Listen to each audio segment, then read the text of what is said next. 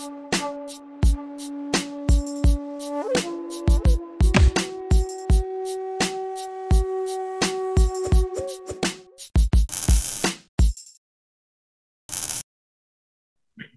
अस्सलाम वालेकुम। मेरा नाम अजमिल जनान है और आप देख रहे हैं दी ट्रांसपेरेंट का पॉडकास्ट सेशन। और आज हमारे साथ मौजूद हैं शकील चौधरी साहब। शकील चौधरी साहब जर्नलिस्ट हैं, कम्युनिकेशन एक्सपर्ट हैं, पॉलिटिकल एनालिस्ट भी हैं।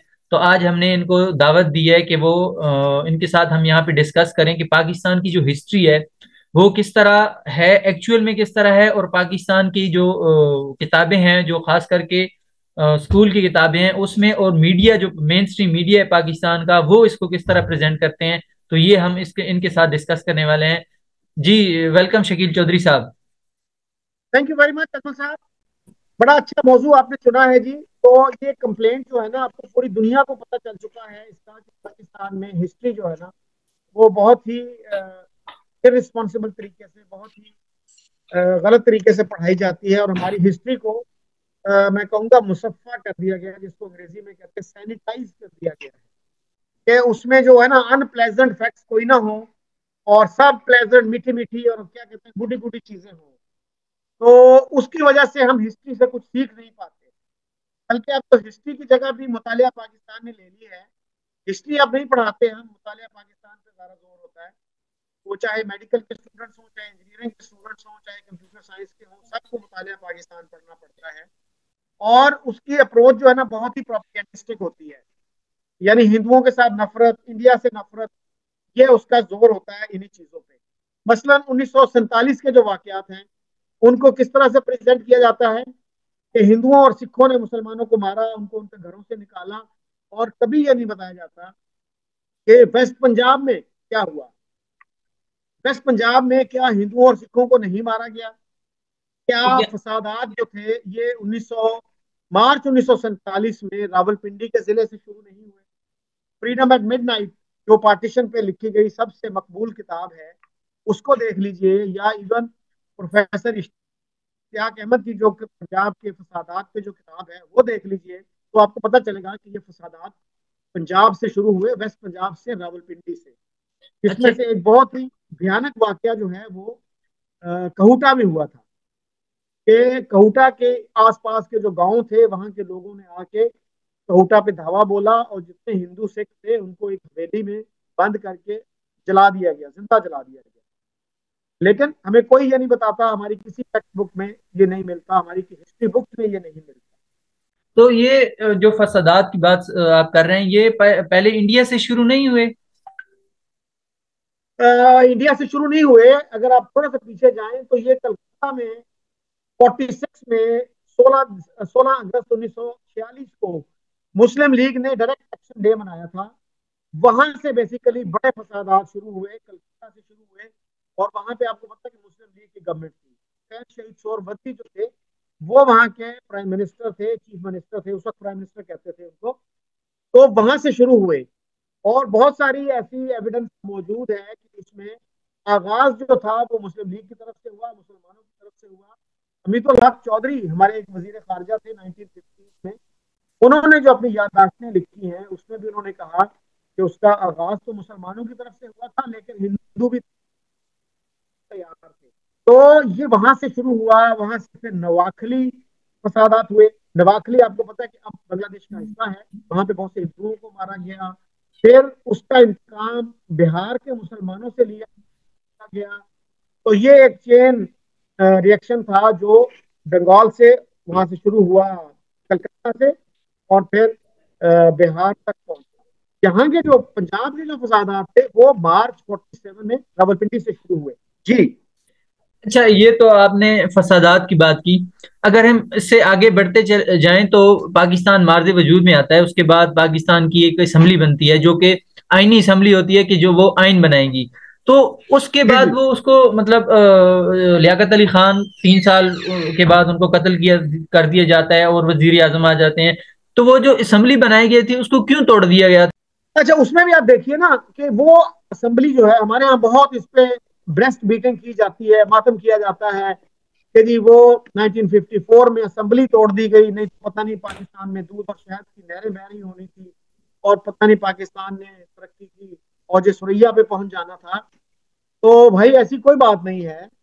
अब देखिए वो असेंबली 1946 में मुंतखब हुई थी और उसका मेन काम था, बल्कि एक ही काम कह लीजिए, वो था आइन साजी। 54 तक वो कुछ नहीं कर सकी सिवाय एक ऑब्जेक्टिव रेजोल्यूशन के पास करने के। और वो भी आप देखिए कि 49 में जाके वो अप्रूव हुआ। 7 मार्च को पेश हुआ, 12 मार्च को वो अप्रूव हो गया। और उस पर भी मौदूदी साहब जो उसके बड़े हामी थे वो भी बहुत मायूस हुए थे कि यार ये क्या है जिसका कोई नतीजा नहीं तो निकला, वगैरह वगैरह। इस पे तो टाइम नहीं इंडिया लगना, में भी एक ऑब्जेक्ट। इस जी। पे जो आइन बनना था उस पे टाइम नहीं लगना था, क्योंकि बहुत कम्प्लेक्स, यहाँ पे मतलब एक साइड पे सिंधी रहते हैं, दूसरी साइड बलोच हैं, पश्तून हैं, पंजाबी हैं, उस वक्त बंगाली भी थे, तो उस पे टाइम ज्यादा लगना नहीं था कि मतलब एक फेडरेशन जो बनानी है। नहीं, आप देखिए इंडिया कितना डाइवर्स मुल्क था, कितना बड़ा मुल्क था। उन्होंने 2 ढाई साल में अपना आइन बना लिया।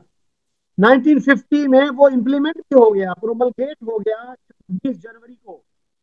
यानी 49 तक वो था। प्रोमलगेट हो गया 26 जनवरी 1950 को, जिसको रिपब्लिक डे कहा जाता है। तो उनके प्रॉब्लम ज्यादा थे, वहां कितनी लैंग्वेजेस थी, कितने एथनिक ग्रुप्स थे। तो हमारे यहाँ तो उतनी कम्प्लेक्सिटी नहीं थी, इतनी डाइवर्सिटी नहीं थी। और हमारे यहाँ तो कहा जाता था कि हमारा तो आइन बना हुआ है जी, हमारा तो आइन कुरान है। फिर आपको क्यों इतनी देर लगी? और फिर आपने जो आइन बनाया भी वो 2 साल भी नहीं चला, 2 सवा 2 साल चला। सो ये जो चीजें हैं हमें क्रिटिकली इनको देखना होगा। और ऑब्जेक्टिव रेजोल्यूशन आपको पता है कि इंडिया में भी पास हुआ था, और वो बिल्कुल यूनानिमसली पास हुआ था। और वो असेंबली ने जब काम शुरू किया, पहला काम ये किया था हमने तो 1949 में जाके हमें ख्याल आया कि एक ऑब्जेक्टिव रेजोल्यूशन भी होना चाहिए, करारदाद मकासद भी होनी चाहिए। भाई करारदाद मकासद तो आपको अगस्त 47 में होनी चाहिए थी, कि उस वक्त उसके कोई 75 के करीब मेंबर थे। और ऑब्जेक्टिव रेजोल्यूशन जो था उसके लिए सिर्फ 21 लोगों ने वोट किया था। और जो 10 नॉन मुस्लिम्स थे उन्होंने एब्सटेन किया था या उसकी अपोजिशन की थी। वो चाह रहे थे उसमें कुछ अमेंडमेंट, लेकिन मुस्लिम लीग की जो थी पार्टी, जो थी पार्लियामेंट्री पार्टी, वो उस मूड में नहीं थी कि उनकी बात को अकोमोडेट किया जाए। उनकी रेजोल्यूशन रिजेक्ट कर दी गई और इस रेजोल्यूशन को यूं का यूं एक्सेप्ट कर लिया गया। तो 21 लोगों ने सिर्फ, और आज इतनी अहमियत उसकी बताई जाती है, यानी वो तो सबसे इम्पोर्टेंट पीस ऑफ लेजिस्लेशन है पाकिस्तान में या कॉन्स्टिट्यूशनल हिस्ट्री में। तो सिर्फ 21 लोगों ने उसके लिए वोट किया था। एक दफा मुझे उन्होंने बताया था, सरदार शौकत हयात जो 1947 में यंग लीडर थे तहरीक पाकिस्तान के, फिर वो पंजाब के मिनिस्टर भी रहे, उन्होंने कहा था कि ये तो शबीर अहमद उस्मानी ने जो ये तो लियाकत अली खान ने शबीर अहमद उस्मानी को जुल्म दिया था। यानी उनको उनको धोखा दिया था, बस उनको एक खुश करने की कोशिश की थी। और फिर ये देखिए 1954 में जब असेंबली तोड़ी गई तो कहा गया कि जी बहुत ज्यादती हो गई। तो भाई उस असेंबली को तोड़ने की और उसको कंडेम करने की बातें तो बहुत अरसे से हो रही थी। 1950 में मौलाना मौदूदी ने उसको कंडेम कर दिया था और कहा था कि ये असेंबली को इस्लामी आइन बनाने की काबिलियत ही नहीं रखती, अहलियत नहीं रखती। शकील और साहब, ये असेंबली तोड़ के क्या आपको ऐसा नहीं लगता कि वहां पे शुरू में मतलब पाकिस्तान बनने के बाद कुछ अरसे बाद असेंबली तोड़ के जमहूरियत का राह रोकी गई, उसको कमजोर किया गया? क्योंकि जिस नहीं, तरह आप देखिए ना। 1947 से लेके 1958 तक कोई 7 प्राइम मिनिस्टर आए हैं, जिनको डिसमिस जो किया था गवर्नर जनरल ने, जो जिसमें से जो मेन थे वो एक ब्यूरोक्रेट थे ना सारे, ये जो आए थे। तो हाँ, 1958 तक काफी प्राइम मिनिस्टर बदले, वो बात दुरुस्त है, लेकिन मैं ये कह रहा हूं कि जो आइन साजी है उस पे तो कोई प्रोग्रेस नहीं हो रही थी ना। अब देखिए एक बेसिक प्रिंसिपल्स कमेटी बनी थी ऑब्जेक्टिव रेजोल्यूशन के बाद। जी। उन्होंने सितंबर 1950 में अपनी रिपोर्ट दी। उस पे इतनी ले हुई, उस पे इतनी शोरो वोगा हुआ कि वो कमेटी की जो रिपोर्ट थी उसको शेल्फ करना पड़ा, नई कमेटी बनानी पड़ी। तो हमारे यहाँ तो इतना कंफ्यूजन था, कहते हैं कि हम जनाब दुनिया की वाहिद वो नजरियाती रियासत है। और जितना कंफ्यूजन हमारे यहाँ पाया जाता है, आज भी आप देख लीजिए, कोई कहेगा कि जी प्राइम मिनिस्टेरियल गवर्नमेंट होनी चाहिए, पार्लियामेंट्री डेमोक्रेसी, कोई कहता है जी प्रेसिडेंशियल फॉर्म ऑफ गवर्नमेंट होनी चाहिए, कोई कहता है जी खिलाफत होनी चाहिए, कोई कहता है जी मिलिट्री गवर्नमेंट होनी चाहिए। सो आई मीन जितने मुंह उतनी बातें, कोई अच्छा, क्लैरिटी नहीं है अनफॉर्चुनेटली। एक क्वेश्चन ये है कि पाकिस्तान जब बना तो ब्यूरोक्रेसी थी या मिलिट्री थी, वही जो ब्रिटिश इंडिया थी उसको ही डिवाइड किया गया। तो क्या वजह थी कि इंडिया में तो डेमोक्रेसी वहां पे प्रिवेल कर गई, लेकिन पाकिस्तान में इस तरह असम्बलियां तोड़ दी गई, या इतने ज्यादा प्राइम मिनिस्टर तब्दील गए, उसके बाद 1958 में मार्शल लॉ लगा दिया गया, इसकी क्या वजह है? उसकी वजह यह है कि कांग्रेस जो थी एक वेल ऑर्गेनाइज्ड पॉलिटिकल पार्टी थी। मुस्लिम लीग जो थी वो उस तरह से वेल ऑर्गेनाइज्ड नहीं थी, और ये एक मोर और लेस एक प्रेशर ग्रुप था, और जिसकी जड़ें अवाम में नहीं थी, और ये बहुत जल्दी एक्सपोज हो गई ये बात नहीं, अगर कि ये जब जिस तरह प्रोविंशियल। जी। आप कह रहे हैं कि मुस्लिम लीग जो वेल एस्टेब्लिश जमात नहीं थी, वो किस तरह वेल जी। एस्टेब्लिश जमात नहीं थी कि उन्होंने एक मुल्क अलहदा हासिल कर लिया? तो ये नफी नहीं हो रही आपकी बात की कि एक जमात मुल्क हासिल कर रही है, लेकिन आप उसे कह रहे हैं कि वो वेल एस्टेब्लिश जमात नहीं है?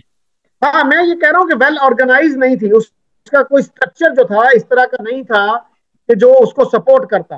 कि आप ये देखिए ना कि पाकिस्तान के पहले इलेक्शंस 1970 में जाके हुए, किसकी जिम्मेदारी थी इलेक्शन करवाना?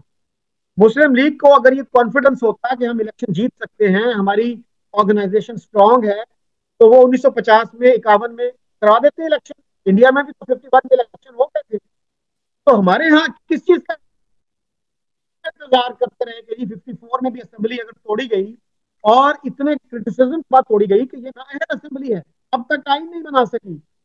तो ये जो है मुस्लिम लीग के ऊपर आता है सारा की सारी इसकी रिस्पॉन्सिबिलिटी, सारा इसका ब्लेम। और जब अयूब खान आया था तो इतना उसका वेलकम किया गया था, और कहा गया था कि हम कितने लकी हैं कि हमारे पास इतना अच्छा लीडर आ गया, इतना इनकलाब आ गया, और इंडिया वाले जो है ना वो अब हमारी तरफ रश्क से देख रहे हैं कि हम कितना आगे निकल गए, कितना अच्छा सिस्टम हमारे पास आ गया। और वो जो है वो वेस्टर्न डेमोक्रेसी, पार्लियामेंट्री डेमोक्रेसी में फंसे हुए हैं। और फिर जो है हमने बात की कि पाकिस्तान में टेक्स्ट बुक्स किस तरह हिस्ट्री पढ़ाती है, उसमें आप ये देख लीजिए कि 65 की जंग फॉर एग्जाम्पल, अच्छा, इसी के उसका हवाले क्या से पढ़ाया मैं जाता है जी? क्वेश्चन आपसे करने वाला था कि 1965 की जो वार है ना, वो तो मैंने यानी जो स्कूल में हिस्ट्री पढ़ी है या मुताला पाकिस्तान पढ़ा है, हमें तो यही सिखाया गया कि इंडिया ने रात के अंधेरे में पाकिस्तान पे हमला कर दिया, और उसका मुंह तोड़ जवाब देने के लिए हमने फिर जवाबी हमला किया। लेकिन यहाँ पे जो ऑपरेशन जिब्राल्टर हुआ था उससे पहले अगस्त में, उसकी बात नहीं की जाती। उसकी क्यों बात नहीं की जाती? अगर एक जंग हो गई है तो वो तो आज से तकरीबन 35-55 साल हो गए हैं, तो अभी उसको मतलब क्यों ये इतना इस तरह रखते हैं कि भाई इंडिया ने हमला किया था? अगर आपने किया था तो किया था, ये क्यों नहीं बताते?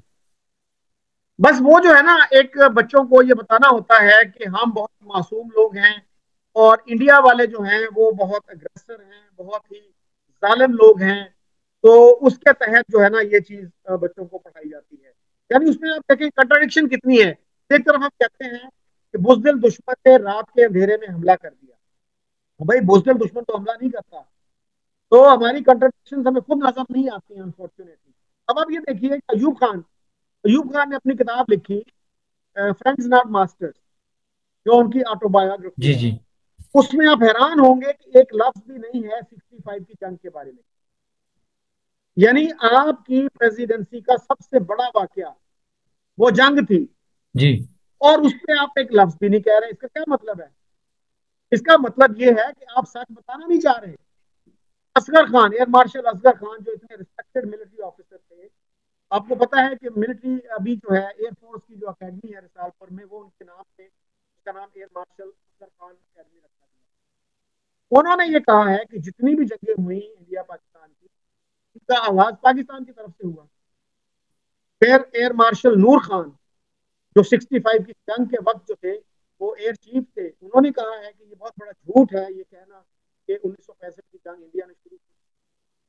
अगर हमारे अपने ऑफिसर्स ये कह रहे हैं तो फिर हम क्यों सच का सामना नहीं करना चाहते? फिर आते हैं हम 1971 की तरफ। नहीं 1971 के बारे शकील में भी साहब, सच यहाँ नहीं पे एक बताया क्वेश्चन जाता। बनता है कि अगर पाकिस्तान ये जंग हार गया था, तो जो जुल्फिकार अली भुट्टो यानी प्रेजेंट किए गए कर रहे थे कि जमीन पे जीती हुई जंग आपने मुज़ाकरात के टेबल पे हार दी है, वो फिर क्यों कह रहे थे ये? भुट्टो साहब तो खुद ताशकंद जो डेलीगेशन गया था उसका हिस्सा थे। और जब वो वहां से आए थे तो उन्होंने एक दो स्पीचेस में ताशकंद एग्रीमेंट को डिफेंड भी किया, लेकिन फिर उनको ये लगा कि यार वेस्ट पाकिस्तान में तो जो ओपिनियन है इसके खिलाफ है।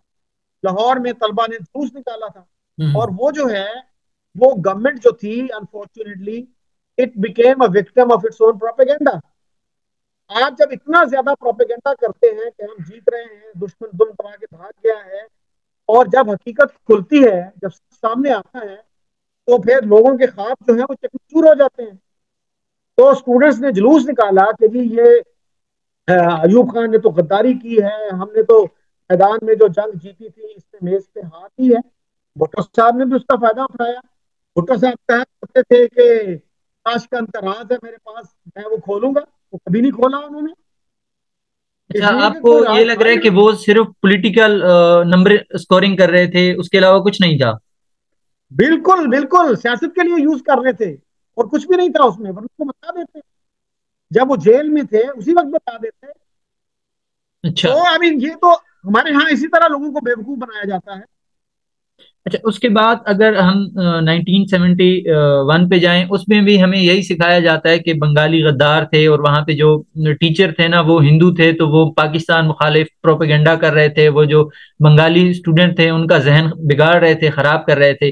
तो एक्चुअल फैक्ट इसमें क्या है, कहाँ से ये शुरू होता है, जो बांग्लादेश का मामला शुरू होता है?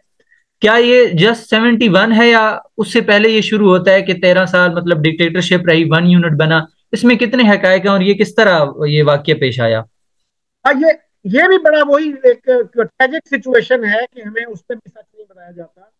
पता नहीं हमारी कौमी जो है ना, एक ये एक मर्ज बन गया है हमारा कि हमें सच नहीं बताना अपने बच्चों को। तो ये मसला तो बहुत पहले शुरू हो गया था, 1948 में शुरू हो गया था, जब लैंग्वेज के मसले पे बंगालियों ने अपनी रिजेंटमेंट शो की। जिन्ना साहब जब वहाँ गए तो उन्होंने कहा था कि बंगाली जो है वो प्रोविंशियल लैंग्वेज तो हो सकती है, कौमी जबान जो है ना वो उर्दू ही होगी, कौमी और स्टेट लैंग्वेज। तो वहीं से जो है बंगालियों ने अपनी नाराजगी का इजहार शुरू कर दिया था। तो उसके बाद आपको पता है कि वो लैंग्वेज के मसले पे वहां पे पुलिस ने गोली भी चलाई और ढाका उसके खिलाफ यूनिवर्सिटी के चार्ज जो स्टूडेंट्स थे। जी। आज भी यूएन ने जो डे मनाया जाता है यूएन का नेटिव लैंग्वेजेस के हवाले से, वो वही दिन है जब वहां गोली चली थी।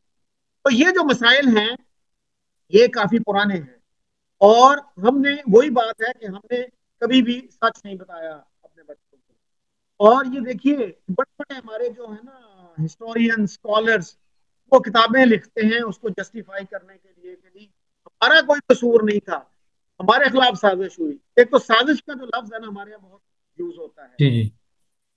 और मेरा ख्याल है कि सबसे मुख्तसर और जामे बात जो थी वो की थी जालिब ने।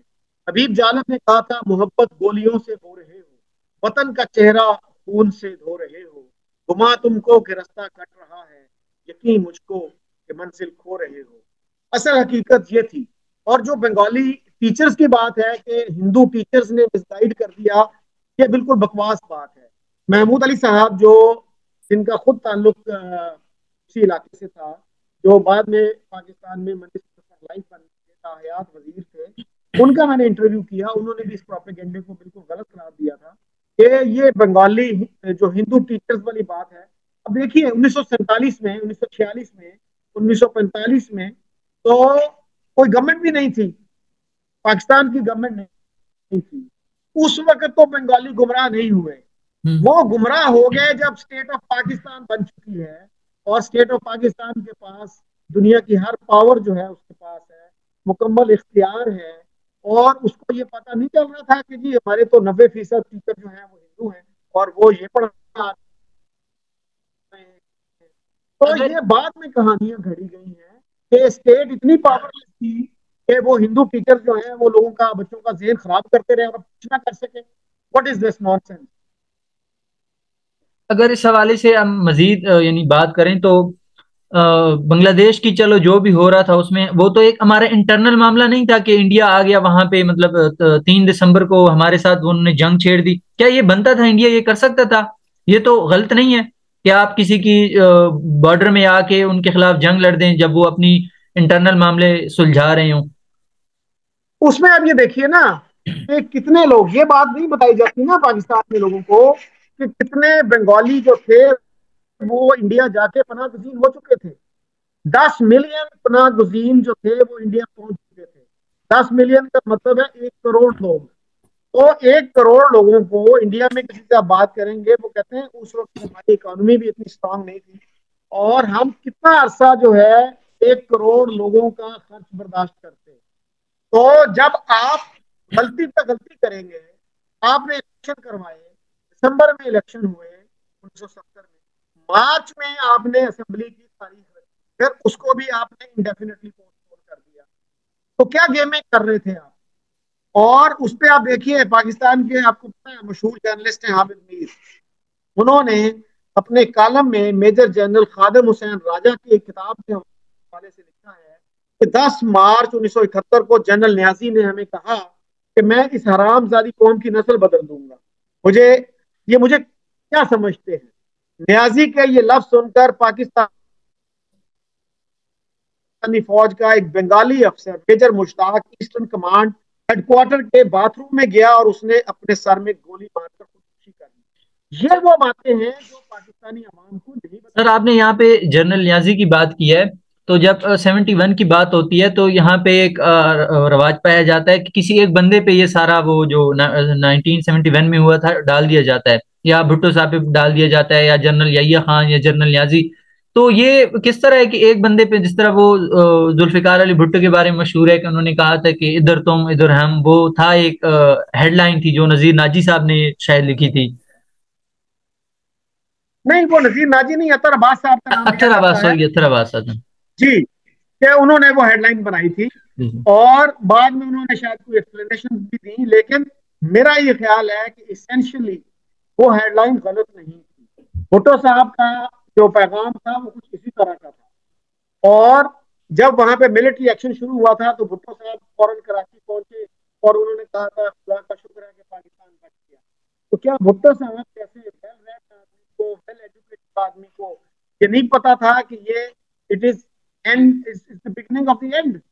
ये मिलिट्री एक्शन शुरू हुआ है और आप ये कह रहे हो कि जी खुदा का शुक्र है पाकिस्तान बच गया। ये क्या लॉजिक है? तो ये जो है ना जी, हमें इसका इतराफ करना चाहिए कि हमने क्या गलतियां की, और हमें अपने बंगाली भाइयों से माफी मांगनी चाहिए, माजरत करनी चाहिए।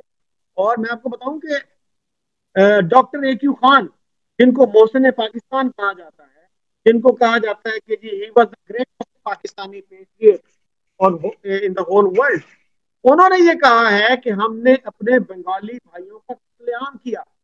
वो अगर कत्लेआम का लफ्ज यूज कर रहे हैं तो हमारी टेक्स्ट बुक्स क्यों नहीं यूज कर सकती? तो अगर हमने कत्लेआम किया तो भाई फिर उससे माफी मांग लो, क्या मसला है? अच्छा सर, ये 71 का जब वाकया हो रहा था, तो जो पाकिस्तान के मीडिया था, मतलब उस वक्त टीवी तो एक ही था, पीटीवी, वो तो स्टेट का ही वो जाहिर है चलाते थे जो कुछ था। उसके अलावा अखबार थे जो डॉन है, जंग है, नवाए वक्त है, उन्होंने इसको किस तरह प्रेजेंट किया? उन्होंने इसकी मुखालफत की या इसको सपोर्ट किया जो ये 1971 की वार है? बिल्कुल, उन्होंने मिलिट्री एक्शन को सपोर्ट किया। उन्होंने वहां की जो मेजोरिटी थी उसको बिल्कुल भी उनकी विशेष को उन्होंने रिफ्लेक्ट नहीं किया। जंग और नवाए वक्त तो बहुत ही ज्यादा प्रोपेगेंडे का शिकार थे। इवन डॉन भी गालबन 4 अप्रैल 1971 का जो एडिटोरियल था डॉन का, उसमें याहिया खान को सोल्जर स्टेट्समैन डिक्लेयर किया उन्होंने। अवामी लीग की हट धर्मी की मजम्मत की। और भाई हट धर्मी क्या है? वो यही कह रहे हैं ना कि हमने इलेक्शन जीता है, हमें पावर ट्रांसफर करो। तो डॉन जैसा अखबार भी उसकी उसकी मजम्मत कर रहा है। और अफसोस की बात यह है कि आज तक भी इन अखबारों ने माजरत नहीं की अपने रीडर से कि हमने आपको मिसगाइड किया था। अच्छा सर, याहिया रिसेंटली खान और टिक्का खान, ये याहिया खान और टिक्का खान की तारीफ में नज़में छपती थी, उनके हक में कॉलम लिखे जाते थे।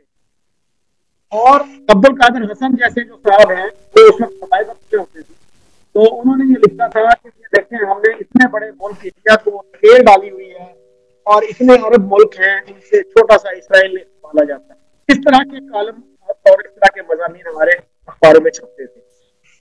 अच्छा सर, जैसा कि मेरा ताल्लुक मियाँ वाली से है, तो हमारे यहाँ एक कंसेप्शन पाया जाता है कि जब जनरल न्याजी को वहाँ पे उनकी ट्रांसफर कर दी गई थी बांग्लादेश में, जो मौजूदा बांग्लादेश है, तो उस वक्त वहाँ पे आग लग चुकी थी। उनको बस कह दिया गया था कि आप ये जो आग लगी है उस पर आप पानी डालें ताकि ये बुझे, कोई काम सही हो जाए। उससे पहले टिकर खान ने ये जंग शुरू कर दी थी। उनको वो ज्यादा कसूरवार ठहराते हैं। तो आपके इसके बारे में क्या ख्याल है? इसमें ये जो दो पर्सनैलिटीज हैं, इनका क्या रोल था उस वक्त? देखिए जी, ये तो कलेक्टिव फेलियर था एक। मैं नहीं मानता कि एक बंदे का सारा फॉल्ट है। टिक्का खान को वहां कहा जाता है बुचर ऑफ बंगाल। जी जी। बाद में उनको बुचर ऑफ बलोचिस्तान भी कहा गया। तो टिक्का खान ने बहुत ब्रूटली मिलिट्री ऑपरेशन किया। मिलिट्री ऑपरेशन की कोई मॉरल जस्टिफिकेशन नहीं थी। उसके बाद जनरल न्याजी ने उसको जारी रखा और बहुत इनसेंसिटिव तरीके से, ब्रूटल तरीके से उसको जारी रखा। और हम यहाँ पे भी जो मिलिट्री लीडरशिप थी, उन्होंने भी कोई उसमें इंटरेस्ट नहीं लिया कि यार इसको हमने, एक पॉलिटिकल इशू है, इसको पॉलिटिकल तरीके से हल करना है। आइए रहमान मरहूम कहा करते थे कि हमने 1971 में एक पिटिशन कैंपेन कि ईस्ट पाकिस्तान का जो मसला है ये सियासी है, इसका सियासी तौर पर हल निकाला जाए। तो कहते हैं जी, पूरे लाहौर में 50 लोग नहीं मिले थे हमें इसको साइन करने वाले। ये माहौल इतना जिंगुइस्टिक था, जंगी जुनून तारी था लोगों पे। और वो लोग नारे लगाते थे, क्रश इंडिया, क्रश इंडिया। और हमारे जंगी तराने क्या थे कि साढ़े सिर्फ 42 शेरा 540 मारे ने। और क्या कहते थे कि तार रगड़ा ते मिट जाए कुफर का झगड़ा। ये हमारे तराने थे। सर, ये जो जंगी तो हम तराने, तो ये पंजाबी में क्यों है? पश्तो बस में, ये सिंधी में पंजाबी या में थे। बलोची में क्यों नहीं है? उर्दू उर्दू में भी होंगे, लेकिन सिंधी और सिंधी और बलोची का मुझे पता नहीं है। लेकिन ये पंजाबी जो नगमे हैं, ये तराने हैं, ये मुझे याद है। तो ये जो है ना, हमें एक पैराडाइम शिफ्ट की जरूरत है। हमें अपनी किताबों में, अपने मीडिया में सच बोलने की आदत जो है वो अपनानी होगी। उसके बगैर जो है ना, हमारी कोई बेहतरी नहीं है, हमारी कोई निजात नहीं है।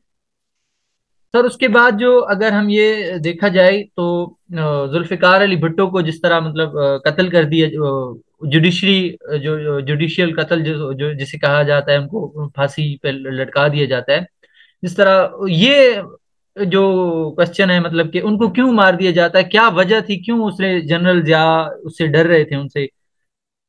जरा इस पे हमें थोड़ा सा बताएं। तो जी, भुट्टो साहब की फांसी भी बहुत ही अनफॉर्चुनेट बात है कि उससे बहुत पोलराइजेशन हुई मुल्क में। और वो पोलराइजेशन और जो बिटरनेस है, वो आज भी खत्म नहीं हुई।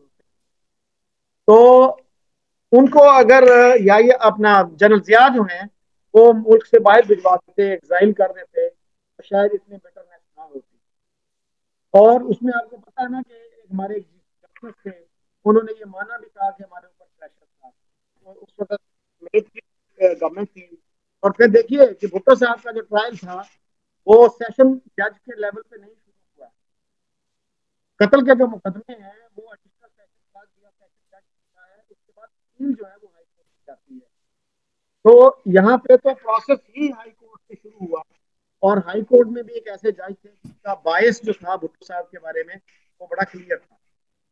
तो ये बहुत ही अनफॉर्चुनेट है, हमारी हिस्ट्री का एक पार्ट है। अच्छा सर, ये जब जुल्फिकार अली भुट्टो को कत्ल कर दिया जाता है तो इस वक्त यानी ये तीसरा डिक्टेटर का दौर होता है। तो पाकिस्तान की जो हिस्ट्री पढ़ाई जाती है मुताले पाकिस्तान में, उसमें जो ये डिक्टेटर हैं उनको ग्लैमराइज क्यों किया जाता है, एक हीरो की तरह क्यों पेश किया जाता है, हालांकि वो नाजायज तरीके से आते हैं, कब्जा करते हैं, इक़्तिदार पे जुल्म करते हैं। फिर जनरल जिया ने कितना जुल्म किया, उसके बाद मुशर्रफ ने कितना जुल्म किया, इसके बारे में आपको क्या ख्याल है? इसको क्यों ग्लैमराइज किया जाता है? इसको सच क्यों नहीं बताया जाता है वो किस तरह आए थे? वो इसलिए कि जब ये किताबें लिखी जाती हैं, तो उस वक्त अगर मिलिट्री की गवर्नमेंट है, तो वो मिलिट्री रूल को ग्लैमराइज ही करेंगे। तो अनफॉर्चुनेटली हमारे यहाँ तो आपने देखा होगा, बहुत से ट्रकों पे लिखा होता था कि तेरी याद आई तेरे जाने के बाद। वो भुट्टो अपना अयूब खान को ग्लैमराइज करते थे। शुक्रिया शकील चौधरी साहब। और इनका भी यूट्यूब चैनल है शकील चौधरी के नाम से, उस पे ये क्रिटिकल पेट्रोट के साथ प्रोग्राम करते हैं। बड़ा फेमस प्रोग्राम है और आप जरूर जाएं उनको वहां पे सब्सक्राइब करें।